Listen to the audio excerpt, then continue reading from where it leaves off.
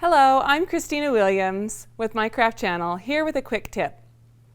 One of the things that will give you a lot of dimension and actually lift right off of your scrapbook pages or cards is to fold a heart in half.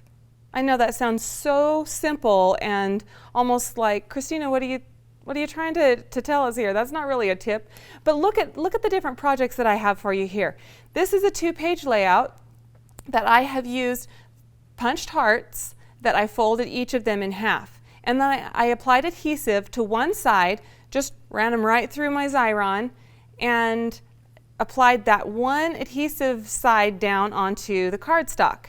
And then in the design that I formed them, see how I just kind of circled them around to form a flower, and then they kind of come out sort of like a vine or a leaf.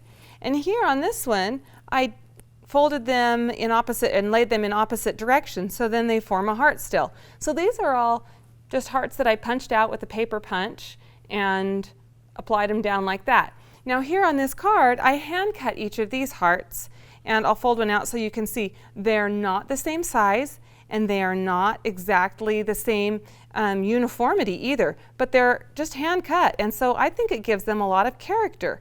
So I'll show you here how easy it is. I have a paper heart here that I folded in half and ran right through my Xyron. Peel that backing off and lay it right down on my card. And see there how that adds just such a fun dimension to the card.